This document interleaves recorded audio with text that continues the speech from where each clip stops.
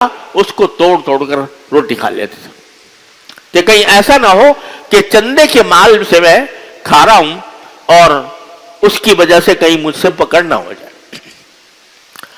تو اس لیے حقوق العباد کا معاملہ بڑا سنگین ہے، خاص طور پر وہاں جہاں اجتماعی نوعیت کے کام ہو رہے ہوں.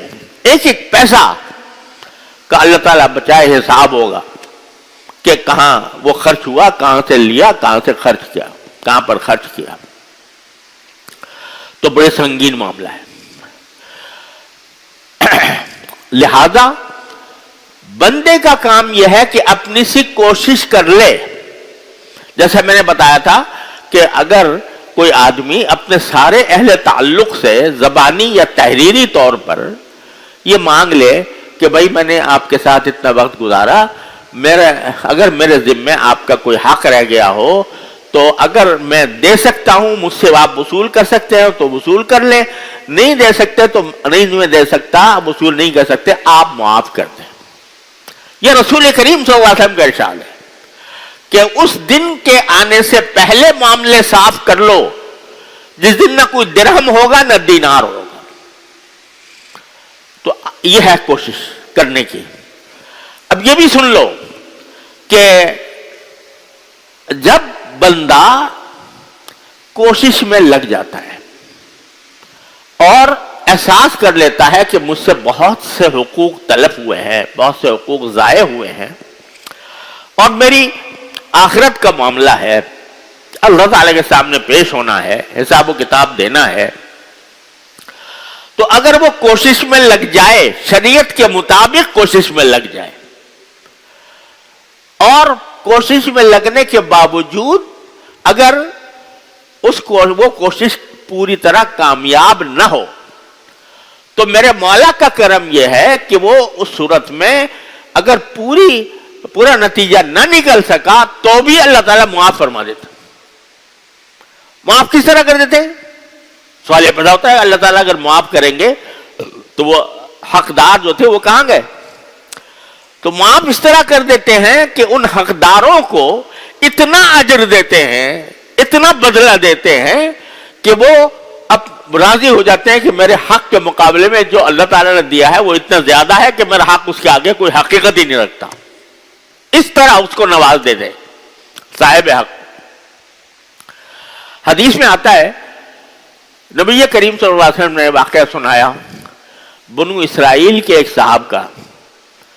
بنو اسرائیل کے ایک صاحب تھے، وہ کیا تھے کہ اللہ بچائے غنڈہ ٹائپ آدمی تھے.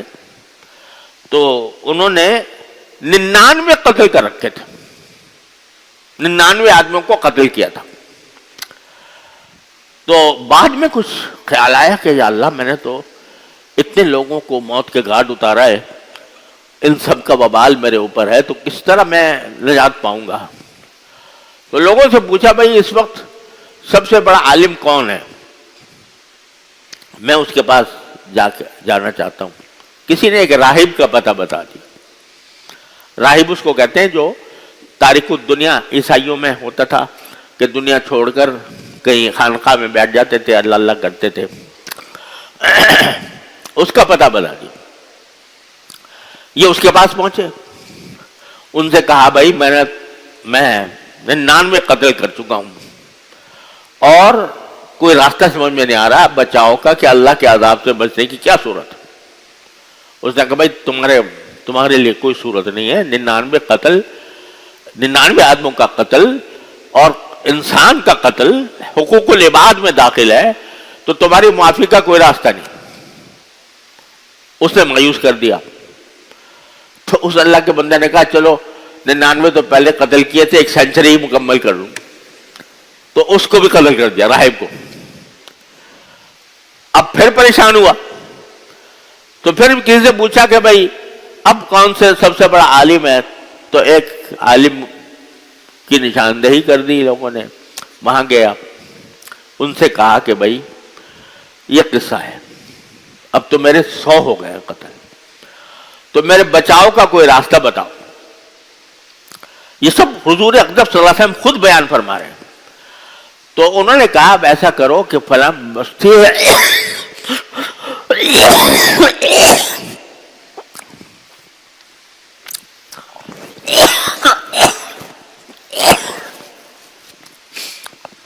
فلاں بستی ہے، وہ بڑے وہاں پر نیک لوگ آباد ہیں، صلاح کی بستی، تم ایسا کرو وہاں چلے جاؤ۔ غالباً ان کا مقصد یہ ہوگا کہ وہاں جائیں گے تو نیک صحبت ملے گی، ایک تو یہ کہ خود اپنے زندگی میں کچھ تبدیلی لائیں گے، اور دوسرے یہ کہ وہاں کوئی اللہ کا بندہ ایسا بھی ہوگا جو کوئی راستہ بتا دے ان کو۔ تو یہ روانہ ہو گئے، روانہ ہو گئے، راستے میں آدھا راستہ طے کیا تھا اس بستی کی طرف جانے کا کہ موت آ گئی۔ جب موت آنے لگی اور روح قبض ہونے کے قریب تھی تو یہ کھسک کھسک کر جتنا ان سے ہو سکتا تھا سینہ، حدیث میں الفاظ یہ ہے کہ نا اب صدری، اپنا سینہ اٹھا کر کھسک کھسک کر اس بستی کی طرف روانہ چلتے رہے کہ جس بستی کی طرف ان کی رہنمائی کی گئی تھی، صلحہ کی بستی کی طرف۔ تو حدیث میں رسول کریم صلی اللہ علیہ وسلم فرماتے ہیں کہ جب ان انتقال ہو گیا تو رحمت کے فرشتوں اور عذاب کے فرشتوں کے درمیان آپس میں اختلاف رائے ہو گیا۔ عذاب والے کہتے تھے یہ ہمارا آدمی ہے، کیونکہ ساری زندگی اس نے کوئی نیکی نہیں کی، اتنے سارے قتل اس کے گردن پر ہیں، تو یہ ہمارا آدمی ہے کہ ہم اس کو لے کے جائیں جہنم میں ڈالیں۔ رحمت کے فرشتے کہتے تھے نہیں یہ ہمارا ہے، اس لیے کہ یہ اپنے گھر سے چل پڑا تھا، اپنے گناہوں کی تلافی کے لیے چل پڑا تھا، تو اس لیے یہ ہم لے گئے، یہ ہمارا آدمی۔ جب دونوں کے درمیان آپس میں اختلاف ہو رہا تھا دونوں فرشتوں میں، تو ایک شخص آیا تھا، وہ بھی فرشتہ، اور انسانی شکل میں آیا اور یہ کہا کہ ایسا کرو کہ ذرا پیمائش کرو جہاں سے آ رہا تھا اور جہاں جا رہا تھا، تو اگر یہ اس بستی کے زیادہ قریب ہے جس بستی کی طرف جا رہا تھا تو پھر یہ رحمت کے فرشتوں کا آدمی ہے، وہ لے جائیں۔ تو جب ناپا گیا تو ایک بالشت آگے تھا، وہ ایک بالشت اس بستی کی طرف زیادہ وہ بڑھ چکا تھا جس بستی پر جانے کا اس عالم نے حکم دیا تھا۔